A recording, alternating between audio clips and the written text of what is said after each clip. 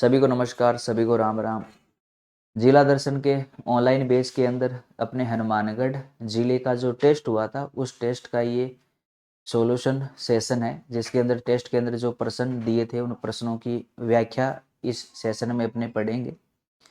तो सभी के लिए एक महत्वपूर्ण सूचना है भाई, अगर आप संकल्प कोचिंग गंगानगर की ऑनलाइन ऐप पर जिला दर्शन के ऑनलाइन बेस के साथ अगर आप जुड़ना चाहते हो, लाइव आना चाहते हो, तो अभी फिलहाल नाम मात्र की फीस उसके अंदर है, क्योंकि उसके ऊपर ऑफर चल रहा है।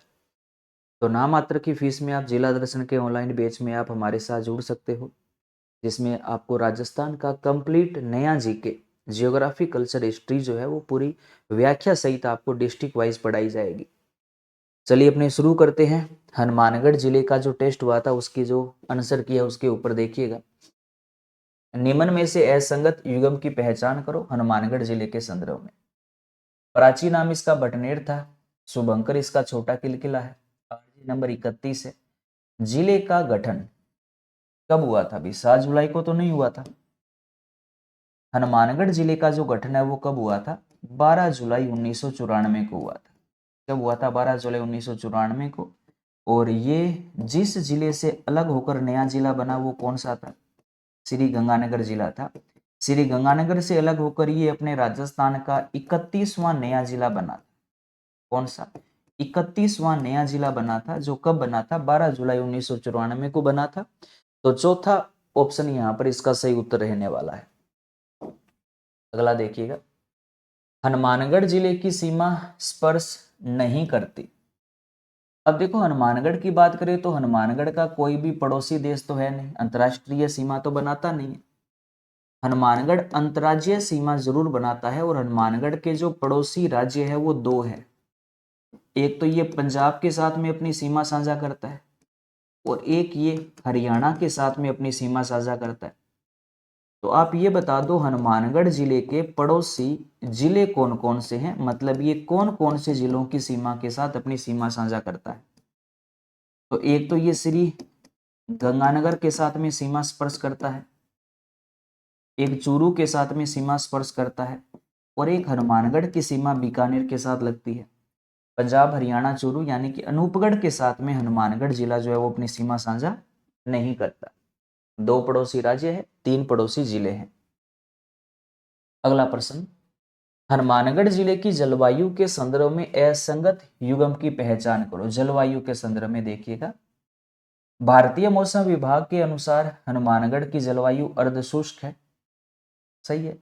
डॉक्टर कोपेन के अनुसार BSHW है। ये गलत हो गया ना, क्योंकि कोपेन के अनुसार हनुमानगढ़ की जलवायु कैसी है? BWHW है। और याद कैसे करना था, तरीका आपको बताया था गंगानगर जिले के अंदर पहले वीडियो में, कि BWHW में याद रखो 6 जिले ही आते हैं: गंगानगर, हनुमानगढ़, अनूपगढ़, बीकानेर, जैसलमेर, फलोदी। बाकी के जितने भी मरुस्थल के जिले हैं वो सारे के सारे BSHW में आते हैं। तरीका बड़ा आसान था। हॉर्नवेट अपने उत्तरी राजस्थान को DB में रखता है, और ट्रीवार था फिर इस वाले एरिया को अर्धशुष्क यानी कि BSH में रखता है। दूसरा यहां पर सही उत्तर रहने वाला है। अगला प्रश्न क्या था? रेवेरिना और साइरोजेक्स मृदा।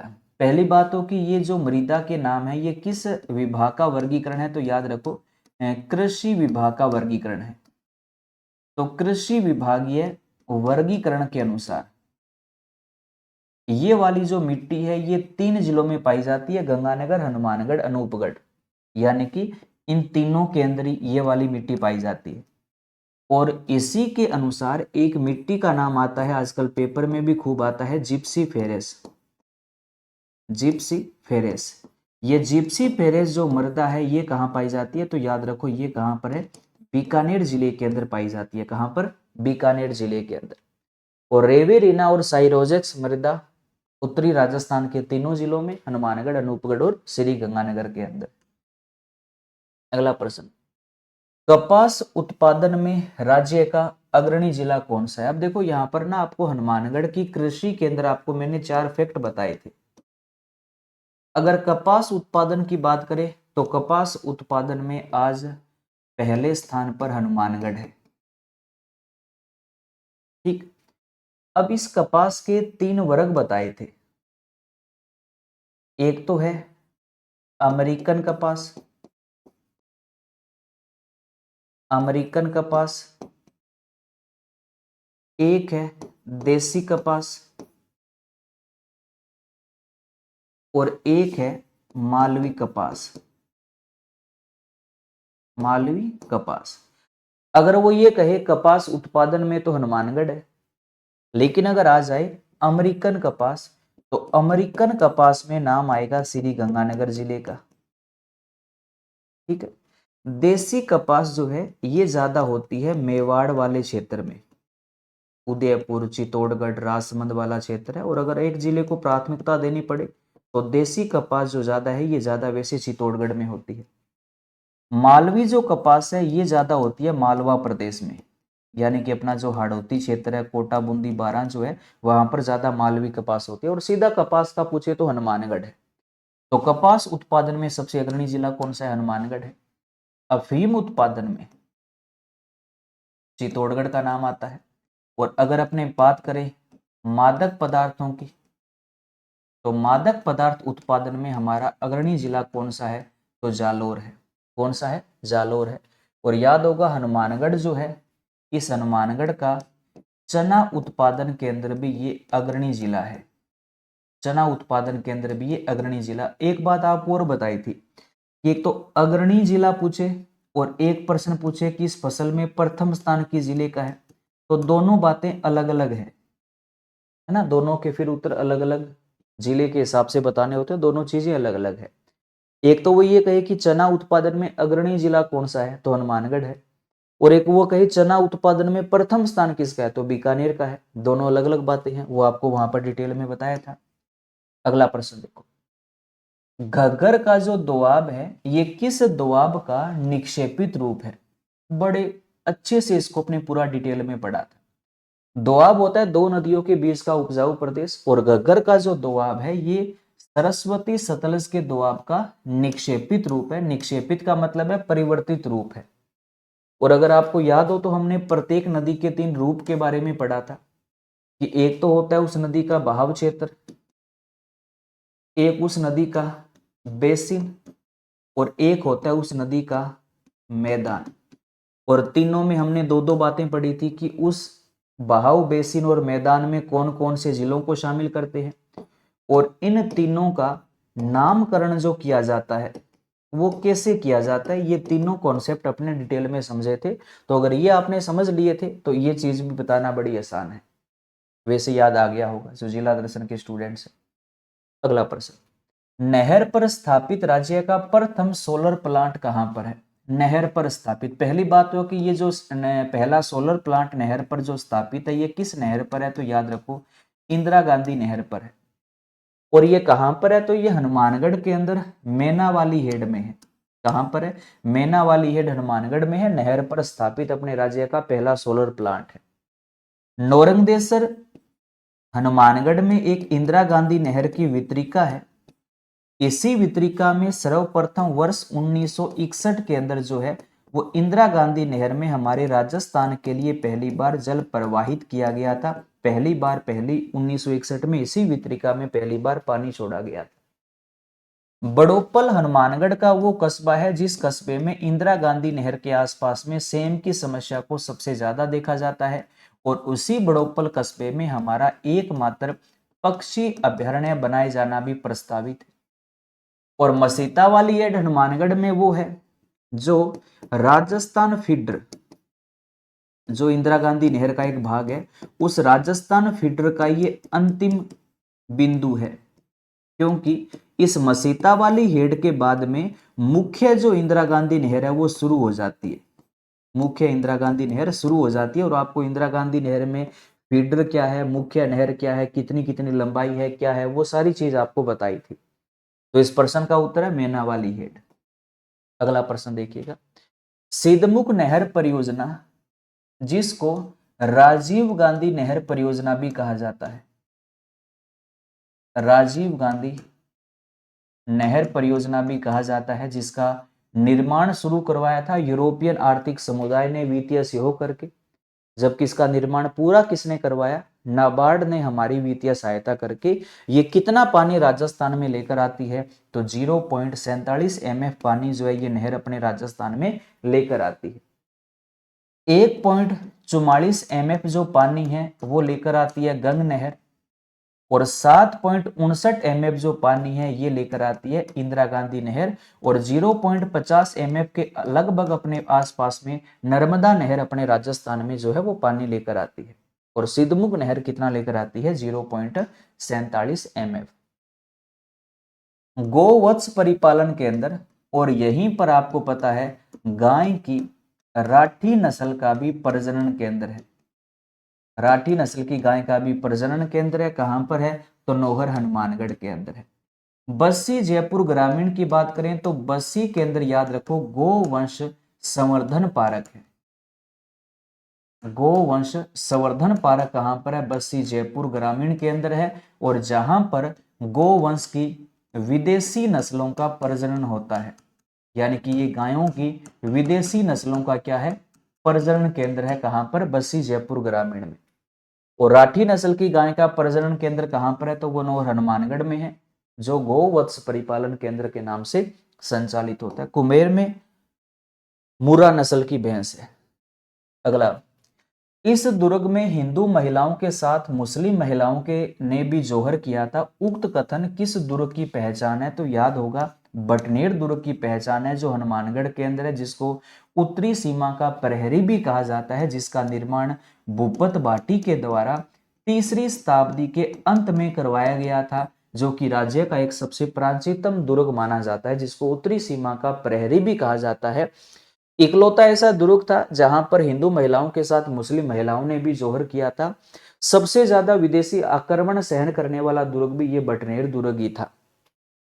इसी के ऊपर बीकानेर के राजा महाराजा सूरत सिंह ने 1805 ईस्वी के अंदर मंगलवार के दिन विजय प्राप्त की थी, तो उसने इसका नाम हनुमान जी के नाम पर क्या कर दिया था, हनुमानगढ़ कर दिया था। और इस दुर्ग में एक सूरत सिंह ने वैभव हनुमान जी का प्रसिद्ध एक मंदिर भी बनवाया था। तो ये बटनेर दुर्ग के बारे में कहा गया था। कबूतर साहिब गुरुद्वारा, अब देखो कबूतर साहिब जो गुरुद्वारा है, इस गुरुद्वारे का संबंध गुरु गोविंद सिंह जी से है। किन से है, गुरु गोविंद सिंह जी से है। अब होता क्या है, अब देखो इसके अंदर एक धार्मिक मान्यता ये है कि गुरु गोविंद सिंह जी हनुमानगढ़ के अंदर यहाँ पर जब ये आ रहे थे, तो गुरु गोविंद सिंह जी का जो घोड़ा था, उस घोड़े के पैर से यहाँ पर एक कबूतर मर गया था। तो उस समय क्या था, इस कस्बे में यहाँ पर सबसे ज्यादा जैन समुदाय के लोग रहा करते थे।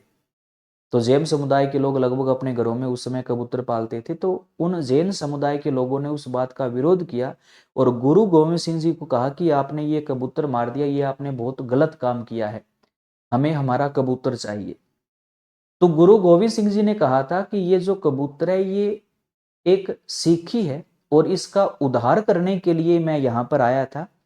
उद्धार का मतलब है, इसको अपनी भाषा में कह सकते हैं स्वर्ग में पहुंचाने के लिए मैं यहाँ पर आया था, इसीलिए इस कबूतर को मैंने मारा है ताकि इसका उद्धार हो। लेकिन जैन समुदाय के लोग कहते हैं कि उस समय वो बात समझ नहीं पाए थे, तो गुरु गोविंद सिंह जी ने उस समय उस क्षेत्र के अंदर जितने भी कबूतर थे, वो कबूतर सारे अचानक बेहोश हो गए थे, यानी कि मरने की कंडीशन पर आ गए थे। तो जैन समुदाय के लोगों को लगा कि ये जो व्यक्ति है, जो गुरु गोविंद सिंह जी थे, ये वास्तव में कोई ऐसा वैसा व्यक्ति नहीं, ये अपने आप में एक बहुत सिद्धस्त पुरुष है।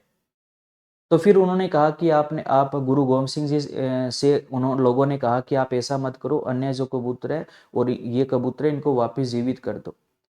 तो गुरु गोविंद सिंह जी ने कहा कि आप टेंशन मत लो, आप जो भी आपके घरों में जो कबूतर बेहोश हो गए, उनको आप चूगा पानी जो भी है वो डालो, वो अपने आप जीवित होकर खाने लगेंगे।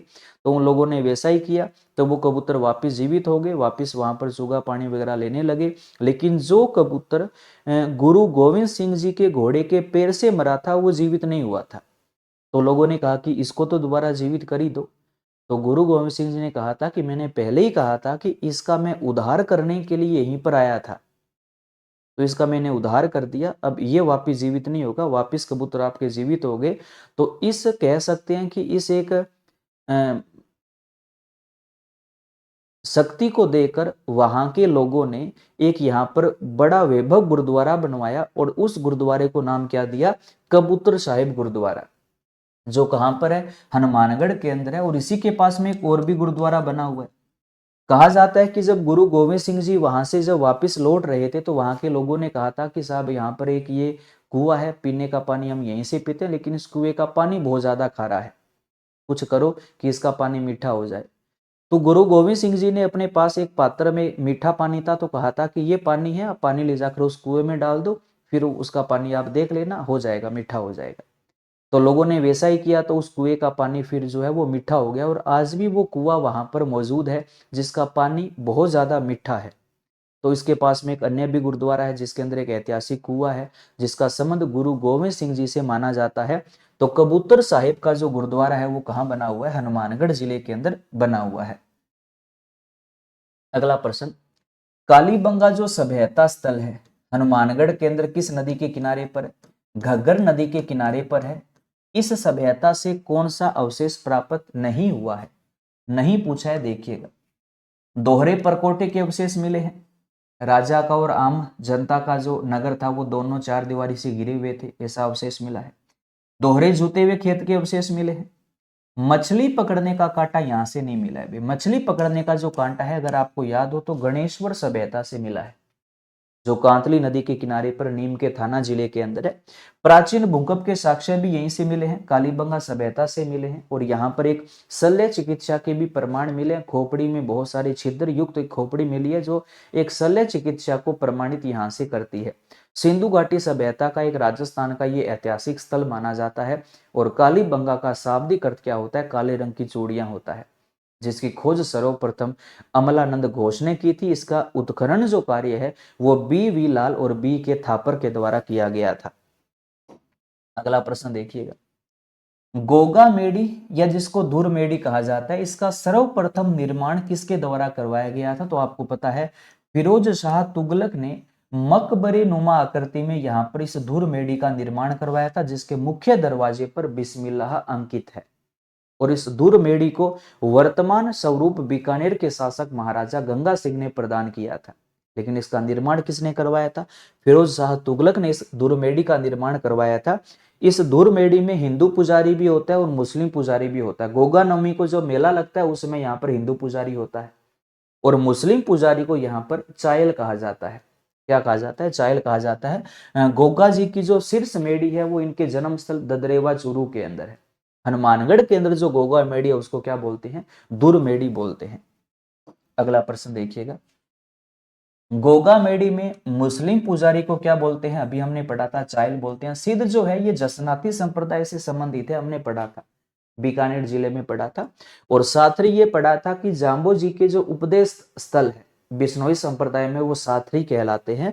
और दुर मेडी में मुस्लिम पुजारी को चायल कहा जाता है। अगला प्रश्न, निम्न में से असत्य कथन की पहचान करो, गोगा मेडी के संदर्भ में है।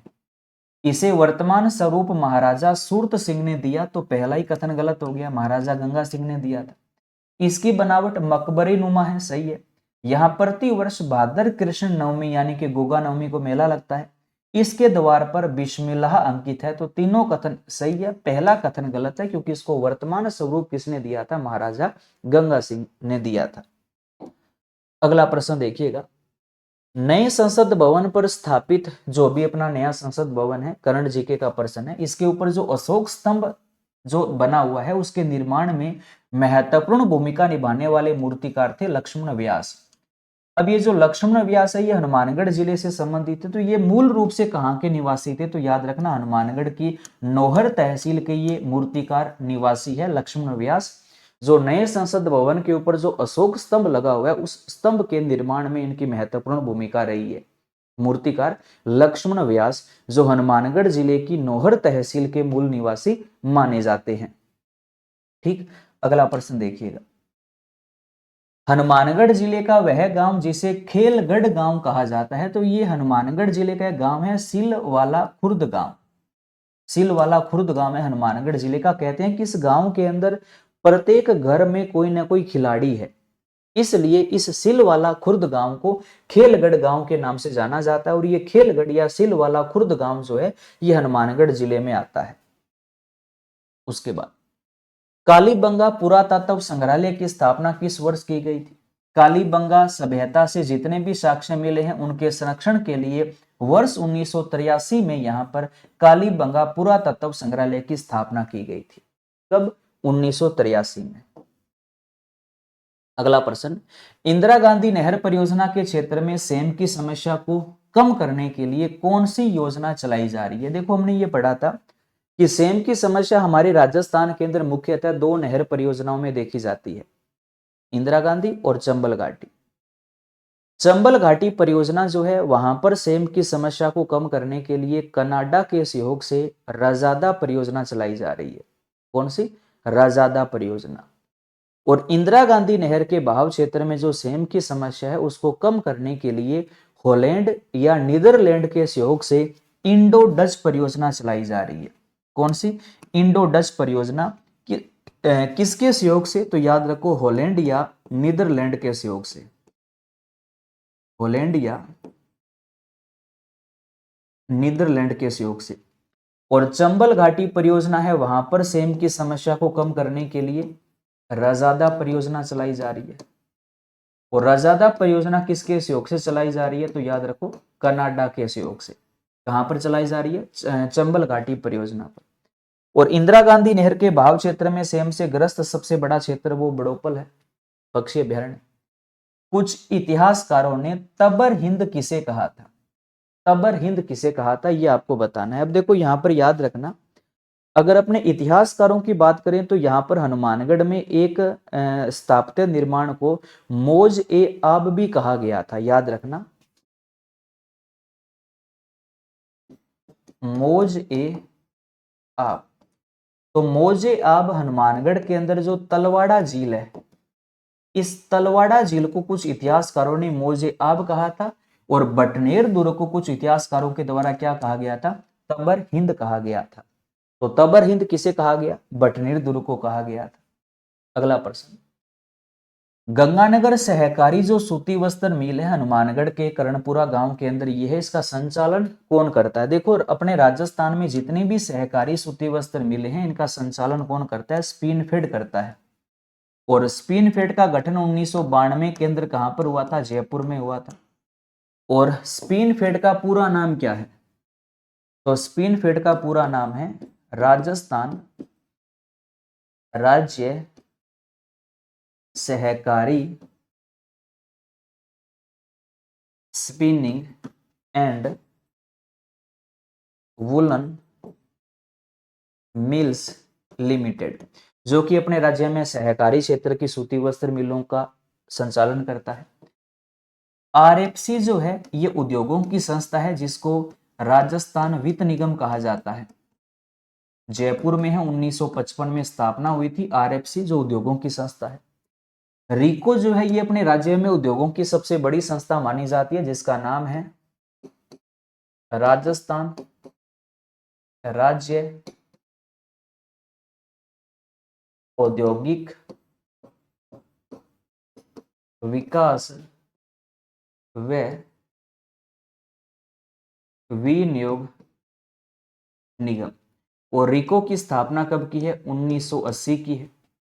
और राजसिको जो है, राजसिको का पूरा नाम है राजस्थान लघु उद्योग, राजस्थान लघु उद्योग। और राजस्थान लघु उद्योग यानी कि राजसिको की स्थापना 1961 में जयपुर में थी। चारों के चारों जयपुर में है। और सहकारी सूती वस्त्र मिलों का संचालन कौन करता है? स्पिनफेड करता है, जिसका गठन 1992 में जयपुर में किया गया था। हनुमानगढ़ वाली भी मिल सहकारी है। अगला प्रश्न, हनुमानगढ़ जिले का वह गांव जहां पर 4500 वर्ष पुराना कंकाल मिला है, मानव कंकाल, तो वो हनुमानगढ़ का कर्णपुरा गांव है जहां पर वो सहकारी सूती वस्त्र मिल है। और इसी से कह सकते हैं कि अपने सिंधु घाटी, सिंधु घाटी जो सभ्यता, इस सभ्यता के इसी गांव से अवशेष भी मिले हैं।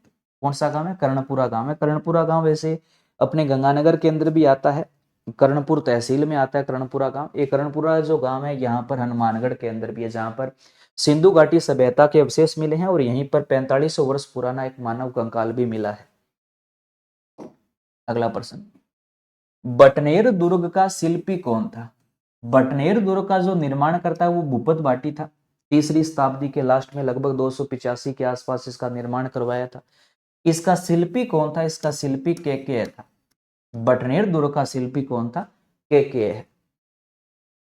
अगला प्रश्न देखिएगा, शेर खां का मकबरा कहाँ स्थित है? तो शेर खां का मकबरा जो है वो याद रखना बटनेर दुर्ग में है, जो राज्य का सबसे प्राचीनतम दुर्ग है। हिंदू महिलाओं के साथ साथ मुस्लिम महिलाओं के द्वारा यहाँ पर जोहर किया गया था।